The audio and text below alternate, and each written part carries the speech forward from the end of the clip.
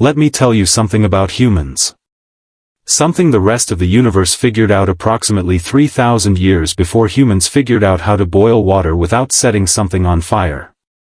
Humans, those tiny, loud, perpetually confused creatures living on a damp rock in the unfashionable corner of the Milky Way, are, without any shadow of a doubt, the single most baffling species to ever accidentally survive long enough to become a problem.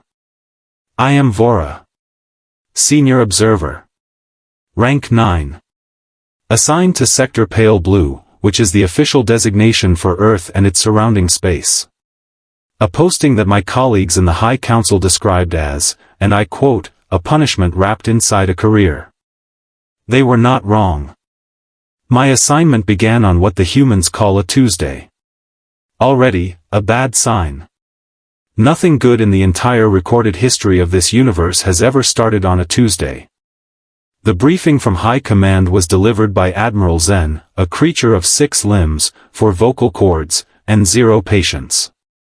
He stood at the center of the command deck, his scales reflecting the cold light of 1,000 stars, and he looked at me the way one looks at a drainage pipe that has just begun making suspicious sounds. Vorra, he said, Earth has triggered the final threshold. I blinked all 3 of my eyes. Again? No. Not again. For the first time. But at a rate that suggests they did not read the previous 47 warnings. He was not exaggerating. The Universal Accord, signed by 612 civilizations across 9 galaxies, contains a very specific clause. Article 7, subsection 12, paragraph 4. It states that any species which reaches a certain level of technological capability, emotional instability, and territorial aggression, simultaneously, within a single solar century, is to receive the final warning. After that warning, the universe stops watching and starts deciding. Humans had hit all 3 checkmarks in what our instruments measured as 41 years. The previous record had been held by the Brackens of Cluster 11, who managed it in 300 years. Even they, when informed of Earth's achievement, went quiet for a long moment and then said, "Oh. That is terrifying." My transport arrived at the edge of Earth's solar system on a clear morning by their calendar. I say clear. The planet was, at that precise moment, hosting 17 active military conflicts, 4 ongoing species extinction events, and a televised competition where grown adults ate insects for money. I watched the broadcast for 11 of their minutes before I had to look away. Still, my job was not to judge. My job was to deliver the warning. The delivery method, according to protocol, was simple. I was to land. I was to speak with whoever passed for a leader. I was to present the official document of the Universal Accord and explain, in calm and measured tones, that Earth had 14 of their months to demonstrate sufficient behavioral change or face a response from the Galactic Assembly. A response which, historically, has involved the relocation of entire planets to uninhabited sectors. Not destruction. The Assembly is not barbaric. Just, repositioning. Think of it as being asked to sit in a corner. A very, very cold corner. Somewhere past the outer rim. I selected a landing zone. A large city. Crowded, loud, apparently important, based on the number of flags visible from orbit. I touched down in what their maps labeled a public park. Within 4 minutes, I was surrounded. Not by military forces. Not by scientists. Not by diplomats. By a crowd of humans with small glowing rectangles pointed at my face. "Is it real?" one of them asked. "It looks expensive," said another.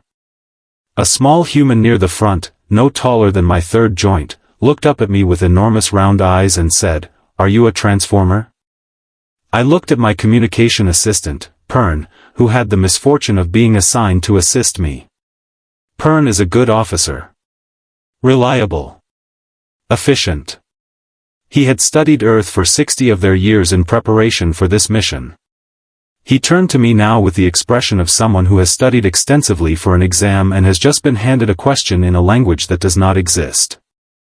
What, I said to Pern, is a transformer? He opened his mouth. He closed it. He pulled up his data slate, scrolled for a moment, and then set it face down on the console. I will explain later, he said. The crowd had started singing a song. Together. Spontaneously. About me, I think, though the lyrics were not flattering, and one of them had already started a live broadcast titled, "Alien Shows Up to the Park LOL." 14 months, I reminded myself. I had 14 months to save this species from itself. I was already reconsidering my career choices. The official document of the Universal Accord is a serious thing. It is made from compressed stellar material, inscribed with 17 languages, and sealed with the mark of the Galactic Assembly. 612 civilizations across 9 galaxies treat it the way one treats a live explosive. With distance, silence, and a great deal of sweating. Humans treated it like a souvenir. The first leader I was directed to meet was a man named Gordo Pell. Short title, enormous office, and a handshake so aggressive it felt like a greeting and a threat delivered simultaneously. He looked at the document I placed on his desk, turned it over once, tapped it with his finger, and said, "Is this metal? Because this feels expensive.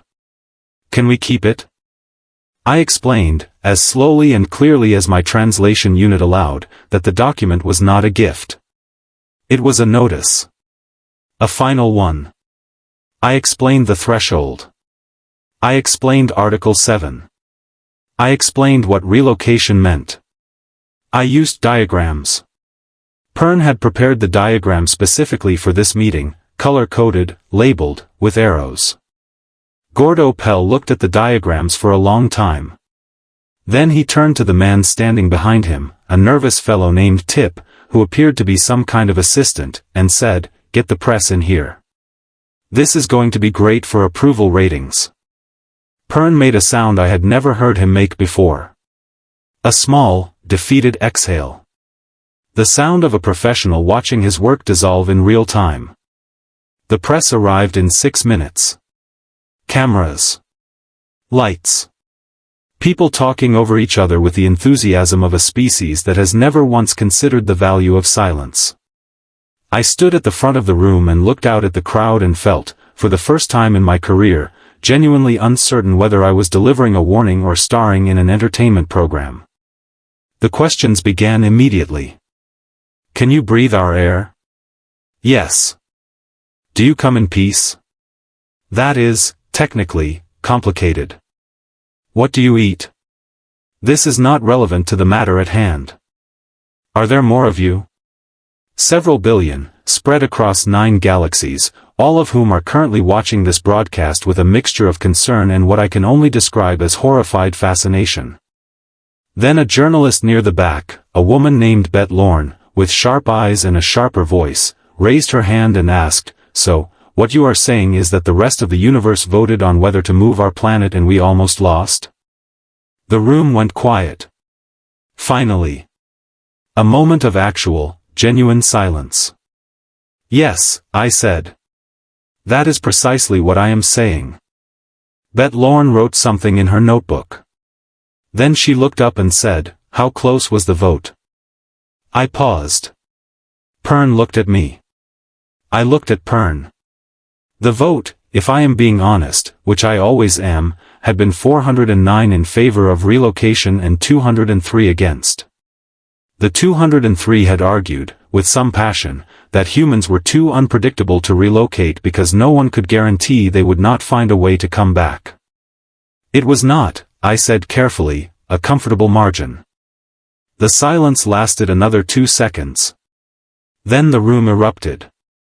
Not in fear. Not in the solemn, reflective quiet that the moment deserved. In noise. Excitement. Someone started applauding. Someone else shouted something that my translator rendered as, "We almost got yeeted by aliens," and this was apparently funny, because the laughter that followed was enormous. I turned to Pern. "Are they?" I asked, taking this seriously. Pern had the look of a man who had spent 60 years studying a species and had somehow still managed to underestimate them. I believe, he said slowly, that they are proud of the margin.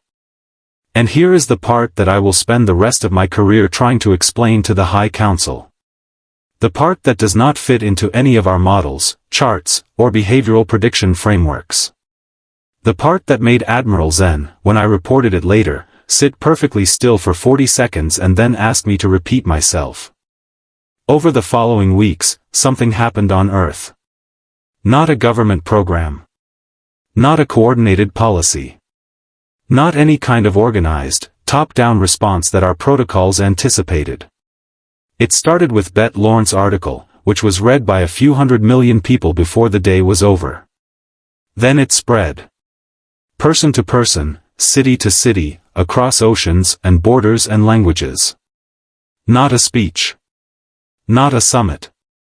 Just people talking to other people. Arguing, laughing, disagreeing loudly, and then, somewhere in the noise, actually listening. A fisherman in a coastal town stopped dumping waste into the water. Not because a law told him to. Because his neighbor showed him Bette Lawrence's article and said, "We almost got moved, mate. Maybe let's not give them more reasons." Two communities that had been in conflict for decades signed a ceasefire. The document they signed it on was a printed copy of the Universal Accord, which they had apparently framed and hung in the negotiation room because, and I read this in the report 3 times before I believed it, they found it motivating. Gordo Pell called me back to his office on a cold morning, 6 weeks into my posting.